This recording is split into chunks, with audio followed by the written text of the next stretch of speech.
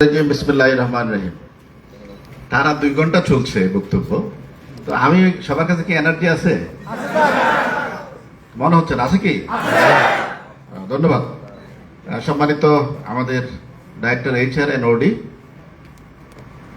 আমাদের head of business আছেন, আমাদের হেড অফ প্ল্যান এবং বিভিন্ন রিজিওনাল এবং এরিয়ার যারা দায়িত্বশীল ব্যক্তিবর্গ, এবং আমরা এটাকে অ্যাজ এ টিম, ইগল টিমকে সবাইকে আমি আজকের এই বিজনেস সেশনে আমি আজকে সাদর সম্ভাষণ এবং অভিনন্দন জানাচ্ছি।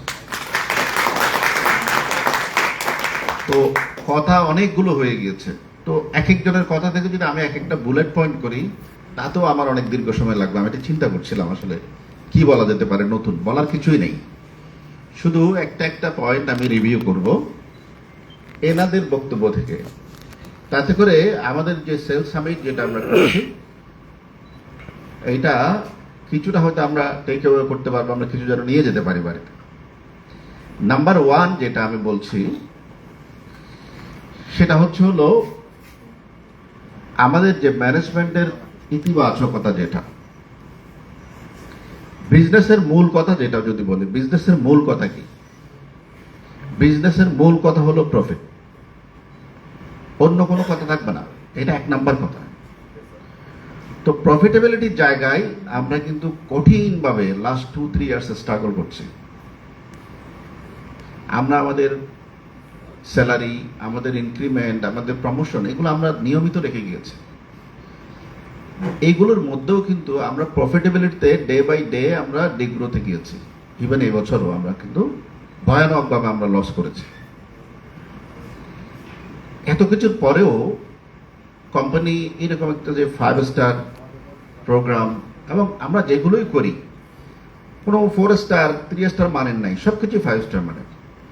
তো এই যে কোম্পানির যে ইতিবাচকতা, সেটাকে আমাকে সবাইকে আমাদেরকে এটা আমরা শ্রদ্ধার সাথে স্মরণ করি আজকের এই দিনে। এটা আমাদেরকে ধারণ করতে হবে, এটা আমাদেরকে কন্টিনিউ করে রাখতে হবে। অনেকগুলো নেতিবাচক বিষয় আমাদের মধ্যে আছে, কিন্তু এত কিছু সত্ত্বেও কোম্পানি যে আমাদের প্রতি বছরে আমাদের প্রত্যেকটা আবদার, আমাদের প্রত্যেকটা পরামর্শ, এগুলো ওনারা আমাদেরকে অ্যাপ্রুভ করে যাচ্ছেন। এই জন্য আমরা সবাই সর্বস্তরে ওনাদের জন্য, ওনাদের পরিবারের জন্য আমরা যেন দোয়া করব, দোয়ার মধ্যে আমরা ওনাদেরকে রাখবো। নাম্বার 2 যেটা আমরা বলছি যে এইবার 2026 সালের এই প্রথম সেশনে আমার মনে হচ্ছে ইগল এজ এ টিম আমরা গ্রো করবো ইনশাআল্লাহ। কেন মনে হচ্ছে এটার কারণটা আমি বলি।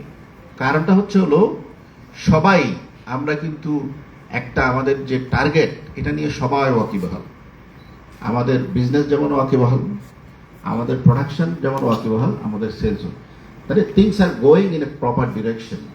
এবার না হয়ে কোনো উপায় নেই, এবার ইনশাআল্লাহ হবে। চতুর্থ যে বিষয়টা আমি সবাইকে একটু নজর রাখতে চাই, 2026 হবে হলো পৃথিবীর জন্য সবচেয়ে চ্যালেঞ্জিং বছর। 24 সালে আমরা বলেছি, 25 সালেও আমরা বলেছি, কিন্তু 26 সালের যে ঘটনা আমরা দেখতে পাচ্ছি, ইটস এ ভেরি চ্যালেঞ্জিং ইয়ার। কেন?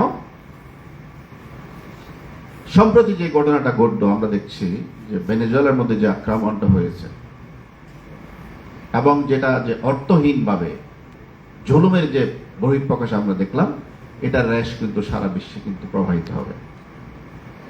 তারপরে আছে, এর ভিতরে চলছে আমাদের ইউক্রেনের যুদ্ধ চলছে, সুদানের যুদ্ধ চলছে। এই সবগুলো কিন্তু ওয়ার্ল্ডের ইকোনমিকে কিন্তু ইফেক্ট করবে। নাম্বার 2 যেটা দেখছে আমাদের দেশের মধ্যে যে ঘটনাটা ঘটছে, যে আমাদের যে অর্গানিক যে গ্রোথ আমরা বাজেটের মধ্যে দেখতে পাচ্ছি করেছে, এবং 26 সালের যে প্রজেকশন আমি দেখে আসলাম, তার চাইতে ইনফ্লেশন হবে ডাবলেরও বেশি। Again, it's a bad sign for us, bad sign for our economy.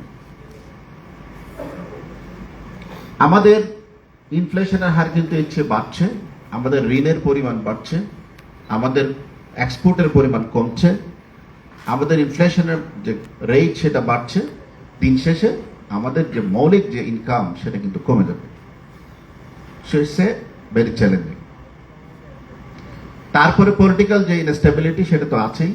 আমরা আশা করছি একটা ভালো নির্বাচনের মধ্য দিয়ে আমাদের দেশ হয়তো মোবিলাইজেশন স্টার্ট করবে, but still there is some questions. তাহলে আমাদের এখান থেকে বের হওয়ার রাস্তাটা কি? আমাদেরকে বের হইতে হবে বিজনেসে ভালো করার জন্য। শুধুমাত্র সেলস দিয়ে কিন্তু বিজনেস ভালো হয় না। সেলসে বিজনেসকে ভালো করতে জন্য আমাকে শুধুমাত্র সেলস কনসিডার করলে আমাদের চলবে না, আমাদের এজ এ হোল বিজনেসকে দেখতে হবে। ব্যবসাকে কিভাবে ভালো করব? ব্যবসাকে ভালো করার জন্য সেলসের যে টার্গেটের যে গ্রোথ সেটা আমাদেরকে নিশ্চিত করতে হবে। পাশাপাশি প্রফিটেবিলিটি এনশিওর করতে হবে। প্রফিটেবিলিটি এনশিওর করবো কেমনে? এই নাম্বার ওয়ান হচ্ছে হলো আমার যে প্রোডাকশন যে মেশিনগুলো আছে এটাকে 100% আমাকে ইউটিলাইজ করতে হবে। ইউটিলাইজ করার জন্য কাদের ভাইয়ের বক্তব্যের মধ্যে আপনারা খেয়াল করেছেন কিনা আমি জানি না, উনি কিন্তু বলেছেন যে আমাদের যে থিকনেস গুলো বা যে উইথের মেশিন আমরা নিয়েছি এটা কিন্তু আমাদের অনেক দিনই দীর্ঘদিন ডিমান্ড ছিল যে 1250-এর যে উইথের যাতে প্রোডাক্ট আমরা অ্যাভেলেবল করতে পারি, সেটা আমাদের এসছে। এখন আমাদের চ্যালেঞ্জ হলো সেটা ইউটিলাইজ করা। ওই থিকনেসের বা ওই উইথের প্রোডাক্ট যদি আমি বেশি বেশি যদি ইউজ করতে না পারি, বেশি বেশি যদি লিফটিং করতে না পারি, তাহলে কিন্তু আমাদের প্রফিটেবিলিটি সিঙ্ক করবে। নাম্বার 3 যেটা প্রফিটেবিলিটির ক্ষেত্রে যেটা আমাদেরকে ভাবতে হবে, আমাদের যে লাভজনক প্রফিটেবল যে এসকিউ গুলো আছে সেটার লিফটিংটাকে আমাদের নিশ্চিত করতে হবে। যে আমি সব সময় আমাকে 3R গেজের মাল দিতে হবে, 3R প্রোডাক্ট দিতে হবে, এই ডায়ালগ থেকে আমাদেরকে বের হতে হবে। আমাদেরকে আমার প্রফিটেবিলিটি, আমার বিজনেস যেটা ডিরেকশন দিবে যে এই মাসে আমার এই প্রোডাক্ট লিফটিং করতে হবে, সেটার প্রতি মনোযোগ দিতে হবে। অমুক কোম্পানি কি করছে, অমুকে দিচ্ছে, এই গল্প বলা কিন্তু এক ধরনের নেগেটিভিটি। এই জায়গাটাতে আমাদেরকে সিরিয়াসলি অ্যাড্রেস করতে হবে এই বছরে। আমি বলেছি কাদের ভাইকে যে আপনি একটা প্রপার বাজারের সাথে সাথে একটা ডিরেকশন দিয়ে দিবেন এবং এটা প্রতি মাসে চেঞ্জ হবে। আমরা যেমন সেলসকে ওয়েট এভারেজে দেখছি, উনি আমাদের প্রফিটকেও ওয়েটের দিক দিয়ে বিবেচনা করবেন। কোন প্রোডাক্ট, কোন ক্যাটাগরি, কোন থিকনেস আমাদেরকে ড্রাইভ করতে হবে। তো প্রতি মাসে বিজনেস সেশনে আমরা ওই মিটিংগুলো ওনার ইনস্ট্রাকশনটাকে আমাদেরকে ফলো করতে হবে। চতুর্থ, আমাদেরকে এই যে চ্যালেঞ্জ মোকাবেলা করার জন্য আমরা যেটা করতে হবে, আমরা এইবার হয়তো নিশ্চয়ই গরিবাই সময় পায় নাই, আমরা প্রতি মাসে এগুলো দেখাই যে আমাদের যে রিজিওনাল যে কস্ট, সেলসের বিপরীতে আমাদের কস্টটাকে রিডিউস করতে হবে। আমরা এক একটা রিজিয়নে যে পরিমাণ বিক্রি করি তার পরিমাণে খরচটা কত, এই খরচের প্রতি আমাদের সেলস লিডার যারা আছেন, যারা রিজিওনাল ইনচার্জ, ডিভিশনাল ইনচার্জ যারা থাকবেন, তাদেরকে এই বিষয়গুলোকে সিরিয়াসলি অ্যাড্রেস করতে হবে। পঞ্চম যেটা বলবো, আমাদের যে মার্কেটিং এর অনেকগুলো প্ল্যানিং আপনারা দেখছেন, রাহাত অনেকগুলো প্ল্যানিং এবার সে এক্সিকিউট করবে, ব্র্যান্ডিং কিন্তু ইজ এ কস্ট। এই জায়গাটাতে আমাদের প্রপার একদম টু দা পয়েন্টে অ্যাড্রেস করে করে মার্কেটিং করতে হবে। আমার অন্যরা দিয়েছে বলে আমাকে এই সাইনবোর্ড লাগায় লাল করে দিতে হবে, আমাকে অপ্রয়োজনীয় ব্র্যান্ডিং করতে হবে, দিস ইজ নট ইম্পর্টেন্ট। আমাদেরকে ভেরি মাচ ক্যালকুলেটিভ ওয়েতে ব্র্যান্ডিংটা করতে হবে এবং ইফেক্টিভ করতে হবে আমাদের ব্র্যান্ডিংগুলো। তো এগুলো আমরা টাইম টু টাইম দেখবো, আমরা দেখে দেখে এগুলো অ্যাড্রেস করব। ফাইনালি যেটা বলবো, যে জিনিসটা আমাদেরকে শুরুতে আমি খুব হতাশ হয়েছি, আমাদের গত বছরের অ্যাচিভমেন্ট 80% থেকে সবাই তালি দিয়েছে। 80% তালি দেওয়া যাবে না, তালি দিতে হবে 100+। তাহলে আমরা আমাদের কিছু মিথস আছে, কিছু সেলসের, কিছু মার্কেটে কিছু সাউন্ড হয়, কিছু কথাবার্তা হয় যে টার্গেট 100% দিলে 80% দিলে মনে হয়, সেখান থেকে আমাদের তালিটা আসে। নো, তাহলে 100% টার্গেট কেন দেওয়া হবে? এটার প্রয়োজন কি? আমরা আমাদের ক্যাপাসিটির ফুল ইউটিলাইজ করতে চাই। আমি মনে করি ইগল টিম এখন তৈরি, বিজনেস এখন তৈরি, প্রোডাকশন এখন তৈরি, আমরা আমাদের সক্ষমতার 100% দিতে হবে। আরেকটা সম্ভাবনার কথা বলি। সম্ভাবনাটা ছিল গত মাসে ডিসেম্বরে, it is the first time আমার মনে হয়, আমি এবার আমার এই হিস্ট্রিতে আমি কত সাল থেকে 17 সাল থেকে কাজ করছি, 17 সাল থেকে এই ফার্স্ট টাইম আমি দেখলাম টার্গেটকে ক্রস করেছি অ্যাজ এ ডেলিভারি ডিসেম্বরে। এইটা আমাদেরকে কন্টিনিউ রাখতে হবে, এখান থেকে আর ব্যাকে যাওয়ার সুযোগ নেই। হিউজ অ্যামাউন্ট আমাদেরকে ইনভেস্ট করা হয়েছে। এই যে একটা মেশিন ওনারা কষ্ট করে বসিয়েছেন বলছেন, কিন্তু অ্যামাউন্ট কত? আমাদের যে আমাদের একটা বড় অ্যামাউন্ট চলে যাচ্ছে আমার ফাইন্যান্স কস্টে। তখন এখানে হিউজ ইনভেস্ট করা হয়েছে।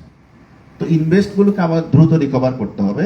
সেই জন্য আমাদের একটা কথা আমি সবসময় বলি, আমরা তো মিথ্যা কথা বা ফলস স্টেটমেন্ট দেওয়া বা আমরা যেটা বিভিন্ন ধরনের অনিয়ম যেগুলো আছে এগুলো আমরা অসততা বলি, কিন্তু সবচেয়ে বড় অসততা যেটা, সেটা হচ্ছে হলো নিজের সক্ষমতাকে ব্যবহার না করা।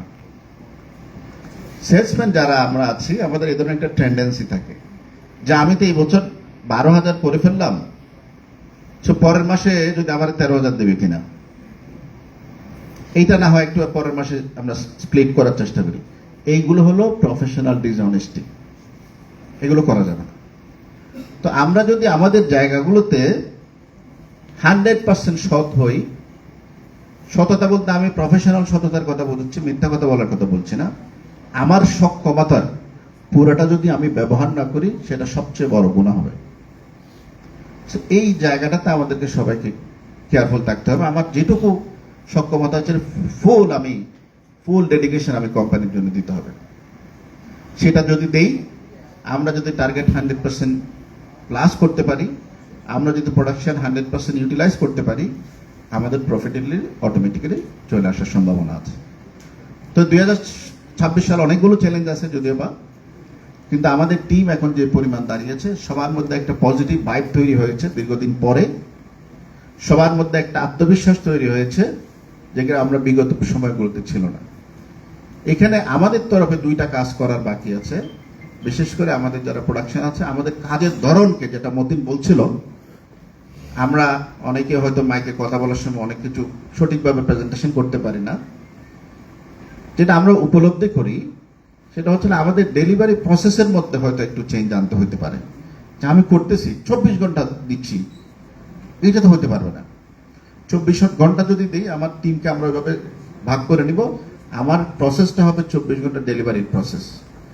আমি সারাদিন দিয়ে দেখা যাচ্ছে কি অনেক কম পরিমাণ এই যে এখন এই কয়েকদিন আমি যেটা ফিল করলাম, ভাঁজ করার একটা কথা বলতেছে বারবার, যে স্যার ভাঁজ করতে পারছে না। ডেলিভারির দায়িত্ব কে আছে?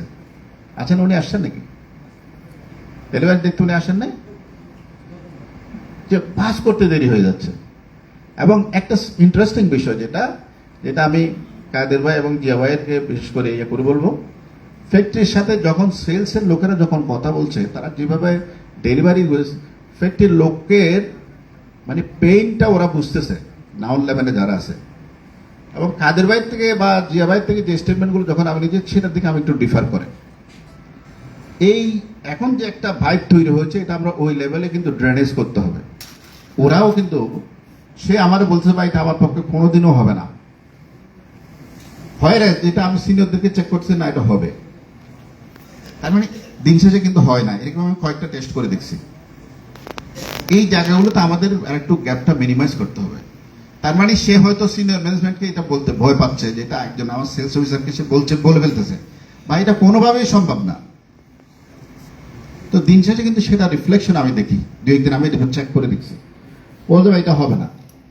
কাদের ভাইকে বলছি বা যেটা হবে, দিন শেষে হয়নি। এই একটা গ্যাপ কিন্তু আমি উপলব্ধি করেছি গত কয়েকদিনের মধ্যে।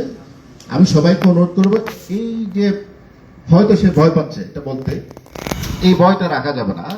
সেই জন্য সঠিক কথাটা বলার যেন সে মানে আগ্রহ বোধ করে, কোনো ধরনের নির্ভয়ে নিঃসংকোচে, এই কালচারটা আমাদের ফ্যাক্টরিতে চালু করতে হবে। যে আমার একজন ডাউন লাইনের অফিসের জন্য তার প্রবলেমটা যেন আমাকে খোলাখুলি বলতে পারে। এই জন্য আমারও অনেক দায় আছে, আমি অনেক ফ্যাক্টরিতে যাই না, অন্যান্য ফ্যাক্টরিগুলোতে প্রচুর গেছি, প্রচুর যাইতাম, এখন এত ধরনের কাজে ইনভলভমেন্ট হয়েছি, ওই জায়গাটা আমার জন্য ন্যারো হয়ে গিয়েছে।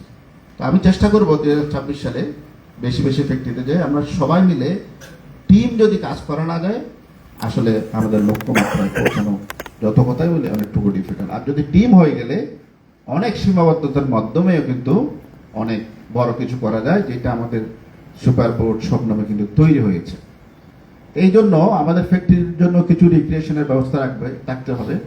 ফ্যাক্টরিকে বছরে অন্তত একবার তাদেরকে একটা ফ্যাক্টরি ডে করার জন্য আমি পরামর্শ দিচ্ছি, এটা আমরা করবেন। তারা নিজেদের মধ্যে এনজয় করবে, তাদের মধ্যে একটা বন্ডিং তৈরি হবে, আমরা সেখানে যাব। তাহলে হেড অফিস, ফ্যাক্টরি, HR সবাই মিলে একটা গ্রুমিং, একটা টিম হিসেবে কাজ করতে হবে। তো এই জায়গাগুলোতে বিশেষ করে ডেলিভারি প্রসেসের মধ্যে হয়তো সেটা আমি দেখতে পাচ্ছি না, কিন্তু কোনো একটা গ্যাপ কিন্তু আছে। আর আরেকটা কাজ আমার তরফে করার বাকি আছে, যেটা কাদের ভাই বললেন, যে আমরা আমাদের যেহেতু স্পেসের যেহেতু কনস্ট্যান্ট আছে, সেটা কিন্তু রিমুভ করা যাবে। ফ্যাক্টরি চাইলে আমি কিন্তু বাড়ায় ফেলতে পারছি না, তাহলে আমাকে বাইরে গোডাউনের যে ব্যবস্থাটা সেটা আমরা করব। নাটোরে আমরা একটা জায়গা কিনেছি অনেক বড়, সেখানে আমরা একটা মাটি ভরাট করে আমরা এই বছরের মধ্যে ইনশাল্লাহ আমরা একটা গোডাউন করবো। আরেকটা করবো হলো আমরা এই গোপালগঞ্জের ওদিকে। তাহলে এই দুইটা যদি হয়ে যায়, আমার সারা দেশে কিন্তু আর ডিস্ট্রিবিউশনের প্রবলেমটা, আশা করি ফ্যাক্টরিতে প্রোডাকশন করতে পারলে মাল সরে ফেলতে পারবো ওখানে, এই প্রবলেমটা আমার রিমুভ হয়ে যাবে। এইটা হলো আমার দিক থেকে একটা বড় ব্যারিয়ার, আমরা কভার করতে পারি নাই। এখন আমাদেরকে ম্যানেজমেন্ট পারমিশন দিয়েছে, আমি কাদের ভাই মিলে ইনশাল্লাহ আশা করছি এটাও হয়ে যাবে। তাহলে মোদ্দা কথা হলো, আমাদের যেটুকু এখন সীমাবদ্ধতা ছিল এবং ক্যাপাসিটির কনস্ট্যান্ট যেগুলো ছিল সেগুলো আমরা অ্যাচিভ করেছি। এখন আমাদের মূল টার্গেট হবে হলো সবাই মিলে একই বাক্যে, একই শব্দে, একই লক্ষ্য উদ্দেশ্য নিয়ে এগিয়ে যাওয়া। যত বাধাই আসুক, কম্পিটিশন যত স্ট্রংই হোক, বিশ্ব পরিস্থিতি যত খারাপই হোক, আমরা ইনশাল্লাহ 2026 সালে 100% অ্যাচিভমেন্ট করে আমরা 27 সালে আরো বড় পরিসরে যাতে ফ্যামিলি নিয়ে যাতে এনজয় করতে পারি, সেই ধরনের আশা ব্যক্ত করে আমি এই ইগলের যে অগ্রযাত্রা সেটা অব্যাহত থাকুক সে আশা ব্যক্ত করে আমাদের HR-কে স্পেশাল একটা থ্যাঙ্কস দিচ্ছি। উনি অনেকগুলো ব্যবস্থাপনা আমাদের জন্য করেছেন, কিছু বিশেষ অ্যাওয়ার্ডের ব্যবস্থা করেছেন, সেগুলো আমরা এনজয় করব। আমাদের যে প্রোগ্রাম ডিক্লেয়ার করা আছে সেগুলো আমরা সবাই প্রতিটা ধাপে এনজয় করে ডিসিপ্লিনের সহিত আমরা সবাই সুস্থ শরীরে বাড়িতে যাব এবং 2026 সালের প্রতিটা মাসে যে কোনো পরিস্থিতিতে আমরা যাতে 100% চেক করতে পারি, সে আশা ব্যক্ত করে আমি আমার সেশন এখানে শেষ করছি। ধন্যবাদ।